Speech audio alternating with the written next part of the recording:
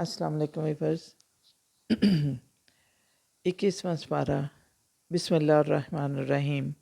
और ये किताब जो आप पर नाजिल की गई है इसे पढ़ा कीजिए, नमाज की पाबंदी कीजिए। बेशक नमाज बेहयाई और नाशाइस्ता कामों से रोकती है और अल्लाह का ज़िक्र सबसे बड़ी बात है।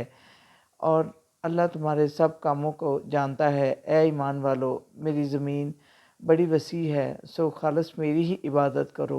हर शख्स को मौत का मज़ा चखना है, फिर तुम सबको हमारे पास आना है। और बहुत से जानवर ऐसे हैं कि अपना रिज़्क उठाए हुए नहीं फिरते, अल्लाह इनको रिज़्क देता है और तुम्हारा राज़िक भी वही है। वो सब कुछ सुनता और जानता है। और ये दुनिया की ज़िंदगी कुछ नहीं है मगर एक खेल और दिल का बहलावा है, और असल ज़िंदगी तो आखिरत का घर है। काश ये लोग जानते, और जो लोग हमारी राह में जहाद करेंगे तो हम इन्हें अपने रास्ते दिखाएंगे, और यकीनन अल्लाह नेककारों ही के साथ है। सूरत रोम बिस्मिल्लाहिर्रहमानिर्रहीम। इस सूरत का शान नज़ूल ये है कि इसमें पेशगोई की गई है कि अनकरीब रूमी गालिब आ जाएंगे। ईरान और रोम की जंग जारी थी, जिसमें रूमियों को पे दर पे शिकस्त हो रही थी, क्योंकि फातह ईरानी आतिश परस्त थे। इसलिए कफ़ार मक्का अपनी बुत परस्ती की वजह से ईरानियों की फ़तह पर खुशियाँ मना रहे थे। रूमी अहले किताब थे, इसलिए मुशरिकीन मक्का दावे कर रहे थे कि जिस तरह ईरानियों ने रूमियों को तबाह बर्बाद किया, इसी तरह मुसलमानों को भी कुफ़ार के हाथों शिकस्त खाएंगे। मगर अल्लाह ने मुसलमानों को बशारत दी कि चंद सालों में न सिर्फ रूमी कामयाब होंगे बल्कि तुम्हें भी फतह नसीब होगी। इन पेशगोइयों पर कुफ़ार ने मुसलमानों का खूब मजाक उड़ाया, बल्कि अपने अबी बिन खल्फ ने हज़रत अबू बकर सदीक़ के साथ 100 ऊँटों की शर्त बांधी कि अगर 10 साल के अंदर फ़रीक़ैन में से जिसकी बात गलत साबित हुई वो 100 ऊँट देगा। और 624 ईस्वी में दोनों पेशीन गोइयाँ पूरी हुईं। ईरानियों को इबरतनाक शिकस्त हुई और इसी साल मुसलमानों को भी बदर के मुकाम पर पहली फ़तह नसीब हुई, और अबी बिन खल्फ के वारसों को 100 ऊँट हज़रत अबू बकर के हवाले करने पड़े। चूँकि अब शर्त लगाना हराम करार दिया जा चुका था, इसलिए वो 100 ऊँट सदका कर दिए गए। तुम सुबह व शाम अल्लाह की तस्बीह किया करो, तमाम आसमान और ज़मीन में इसकी तारीफ़ होती है। इसकी निशानियों में से ये है कि इसने तुम्हारे वास्ते तुम्हारे ही जिन्स की बीवियां बनाई ताकि तुम इनके पास सुकून हासिल करो, और तुम्हारे दरमियान मोहब्बत और हमदर्दी पैदा कर दी। और इसमें बहुत सी निशानियां हैं इन लोगों के लिए जो गौर व फिक्र करते हैं। ये बिल्कुल सीधा और दुरुस्त दीन है। अल्लाह की तरफ पलट आओ, इससे डरो और नमाज कायम करो, और इन मुशरिकीन में से ना बन जाओ जिन्होंने अपना अपना दीन अलग बना लिया और ग्रोहों में बट गए। और लोगों का हाल ये है कि इन्हें जब कोई तकलीफ़ पहुंचती है तो अपने रब की तरफ रुजू करके इसे पुकारते हैं, और जब अल्लाह इनको अपनी रहमत का मज़ा चखा देता है तो यकायक इनमें से कुछ लोग शिरक करने लग जाते हैं ताकि हमारे किए हुए एहसान की नाशुक्री करें। और जब हम लोगों को रहमत का मज़ा चखाते हैं तो वो इस पर फूल जाते हैं, और जब इनके अपने करतूतों की वजह से इन पर कोई मुसीबत आती है यकायक नाउमीद और मायूस होने लगते हैं। ए मोमिनों, रिश्तेदारों और मस्कीनों और मुसाफरों को इनका हक़ अदा करो।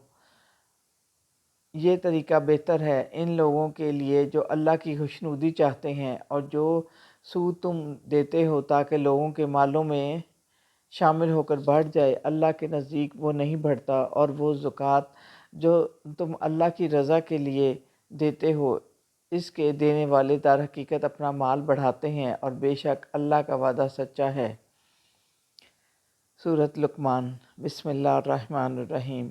ये आयतें एक پر حکمت کتاب کی ہیں جو کہ ہدایت اور رحمت ہے ان نیکوکاروں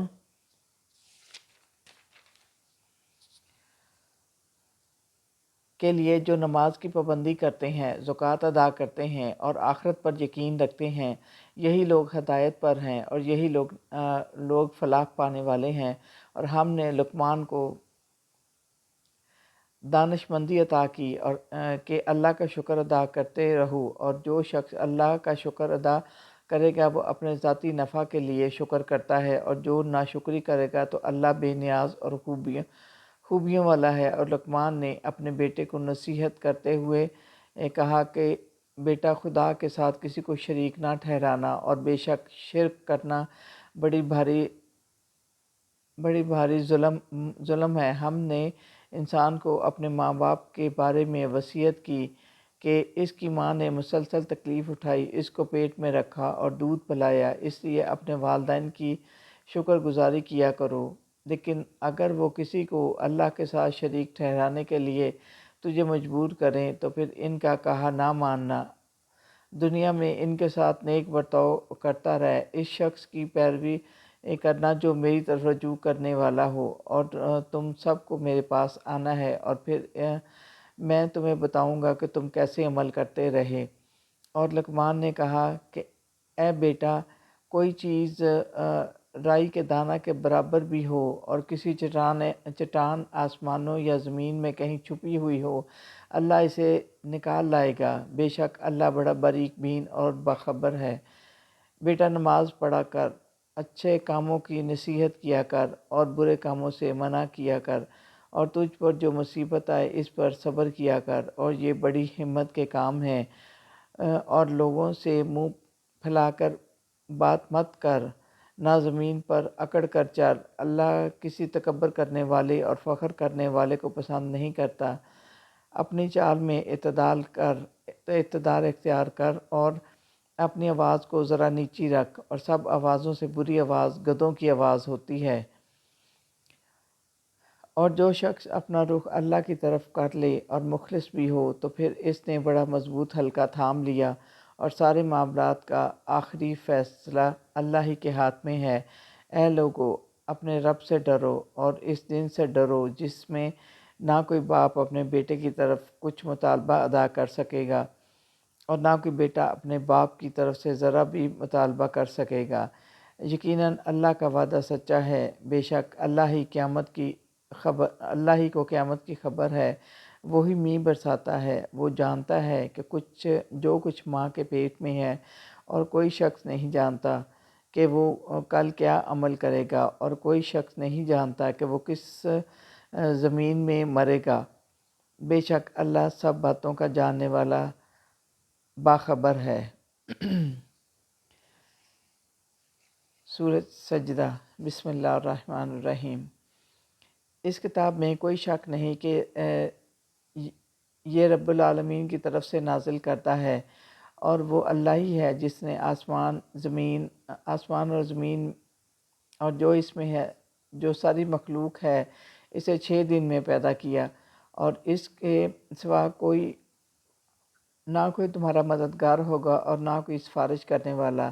وہ ہر کام کی تدبیر کرتا ہے، پھر ایک دن تم سب اس کے پاس پہنچ جاؤ گے، اور وہ دن 1000 برس کا ہوگا۔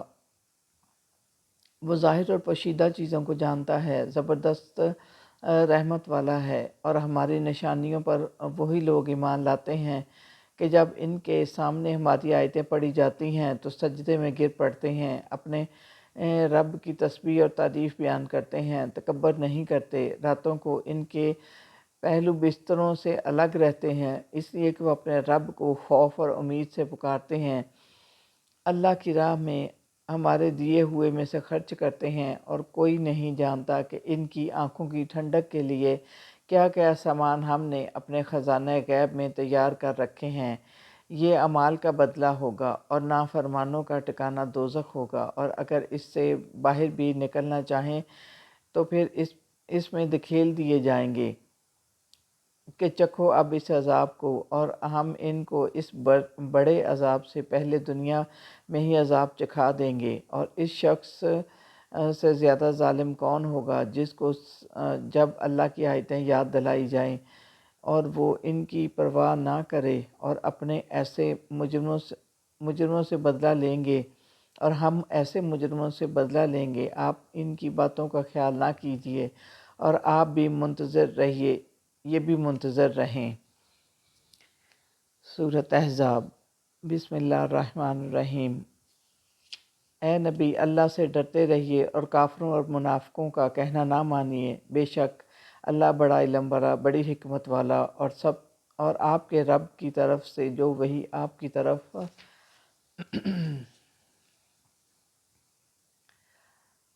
آتی ہے، آپ اسی پر چلیے اور لوگوں